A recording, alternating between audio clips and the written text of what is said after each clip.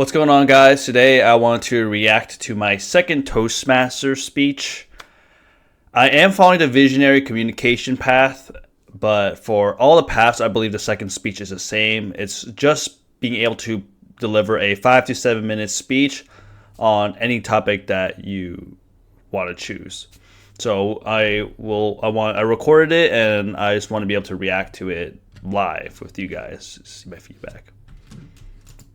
So the title of my speech is Stop and Breathe. And the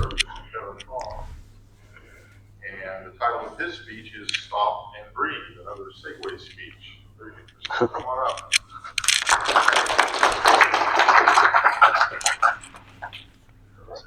All right, so moving the All right, thank you, Mr. Toastmaster. Good evening, fellow Toastmasters. I would like to pose a question. When was the last time you were able to stop and breathe? And I mean truly, just stop and breathe. Not doing anything. I don't like my t-shirt. I didn't even know that that's what happened, but now I know in the future.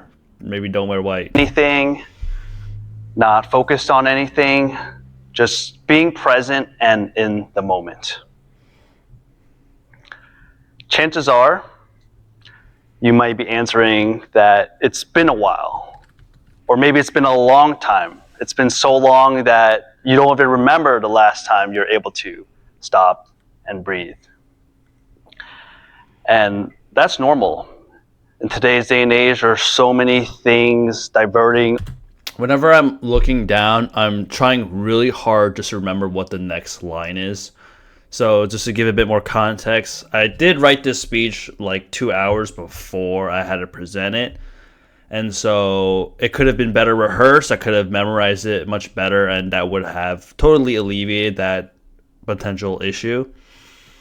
So during this moment, I was just trying my best not to forget what I was going to say next. Our attention from work to school to kids. It's no wonder that we're not able to really have the chance and opportunity to stop and breathe. I'd also like to note that, especially with the advent of smartphones and with social media, especially with how social media is trying to really formulate the algorithms to continue to take our attention away, that it's just getting harder and harder. And today I'd like to share a subject that I feel helps to combat this issue.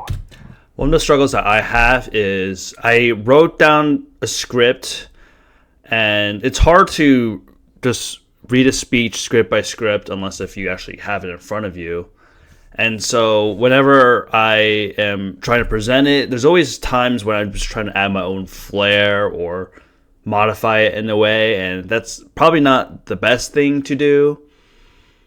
But it's okay in this scenario because it's just a low stakes situation. But when doing so, then that's when I could find myself like jumbling on my words or rethinking what I'm have to say next and such. And I think it's just something that I can get better at with time and practice. And so just give me a bit more context on what I'm thinking of. And that is with mindfulness meditation. So today I want to go over exactly what is mindfulness meditation. I want to go over the benefits of it, and I want to share as well of how you can incorporate it into your life. So what exactly is mindfulness meditation? So what it is simply sitting down, focusing on your breath, and observing your own thoughts. And this is all without falling asleep, by the way. So you'll find that when doing so, because of all the reasons that... I think from an outsider's perspective, it looks like I'm taking my time, pausing, etc. But internally, I remember in the moment, I'm like totally forgetting what I'm going to say next. And I'm like, taking that time just to remember it. And so, yeah. But I guess it never looks as bad as it feels. So that I shared before, that it's difficult. It's a very simple thing to do, but it's not easy. you'll find your mind going to all these different places. You'll be Battery thinking low. of what am I going to have for dinner tonight, what's going on in work on Tuesday. You may be thinking of that moment, that embarrassing moment 20 years ago or so. And that's okay, and that's normal. And with mindfulness meditation, what it is it's observing your own thoughts, focusing on your breathing, and then letting it go. And by practicing it more, the easier it will become. And there's a whole array of benefits that you can experience from doing so, which I'll be talking about next. So some of the benefits that they've found with performing mindfulness meditation include decreased stress, decreased anxiety. They found improved sleep, improved cognition, improved moods. There's a study that they performed a brain scan on people who regularly meditate. Battery low. And they found that there's a decreased size of the amygdala, which is the part of the brain associated with fear and anxiety. They also found increased activation in the parts of their brain associated with attention and focus. And I like to say, for me personally, some of the benefits that I've experienced include decreased stress and anxiety, improved focus, improved attention, decreased distractibility. And this all helped me in areas of my life, such as improving my efficiency of studying, improving my ability to work, and just improving my overall quality of life. One thing that I will mention is that during the speech, I did make more of an effort to make eye contact with each individual audience member. And I would say that I did a pretty good job of it. I think that being a newer speaker, that it's hard sometimes to gauge how the audience is feeling. Like, some people just have like a blank poker stare. Some people look like they're about to fall asleep. So just being able to just take feedback from the audience, and perhaps even being able to modify a speech on the fly, I think that that's a cool skill that I want to be able to develop. So now that you know some of the benefits of mindfulness meditation, how do you actually start out? How do you actually do it? So you can take a timer and just sit down and do it. But what I would recommend for anyone just starting out is performing what's called a guided meditation. So a guided meditation is through using an app or a video, and it's pretty much a coach helping you through it, just to be able to help you to focus your attention properly when doing so.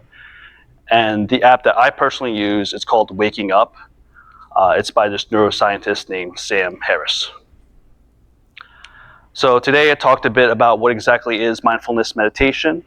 I talked about what the benefits of it are and how you can incorporate it into your day-to-day practice.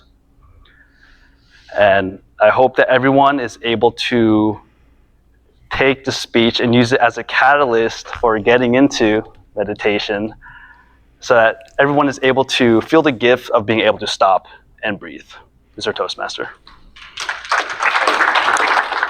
All right. So the reason why I added that little catalyst word at the end is because that is the word of the day. In each Toastmaster speech, there's like a word of the day you kind of see over here on the table.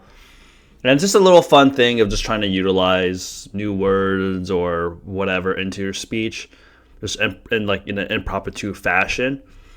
And so that's what happened near the end. And so yeah, that's my second speech that I've done.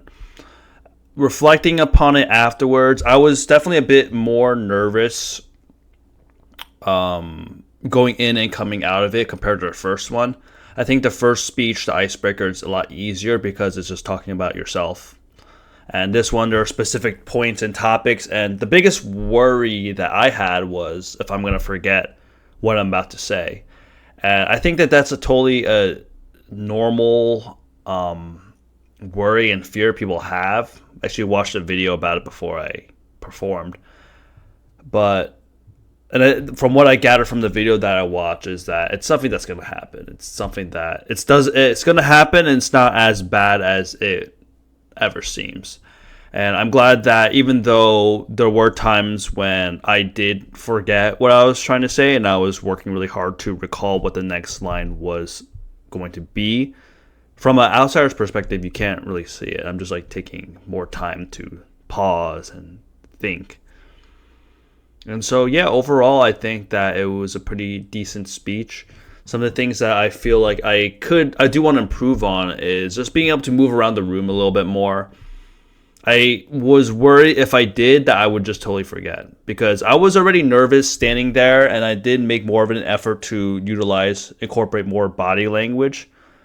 But just with, I guess, how high my nerves were and how hard I was trying to work on just trying to recall what I was supposed to speak, that it stunted my ability to move my body around a bit more. So I think that that's just a note that I would make for future sessions. Also, very surprising, I guess it's not very surprising, but one thing that I didn't notice just watching from the video is that I am a huge mouth breather. Even now, I'm like struggling to just breathe through the nose. And I don't know specifically, it would definitely affect speeches if I were to have a microphone, just like how I have right now, just recording it. And so that's just something to keep in mind and for me to continue to work on. So yeah, that's just my reaction to my second Toastmasters speech. I thought it was pretty okay. I definitely want to continue to become better speaker. I think that my biggest takeaway is that audience engagement, and then maybe crafting a speech that is engaging. Something that when people talk about creating speeches, it's all about what's in it for the audience. What will the audience gain out of it? I think perhaps hammering on those points more, or about the benefits, about the problem, present the problem in a much, I guess, severe light. I think that would help with the audience engagement a bit more, so people would be more willing to want to hear what the solution I have to present is. And so yeah, that is my reaction to my second speech. Thank you for watching this video, and please continue to follow along if you want to continue to see me on my Toastmasters journey. My goal to become a distinguished Toastmaster.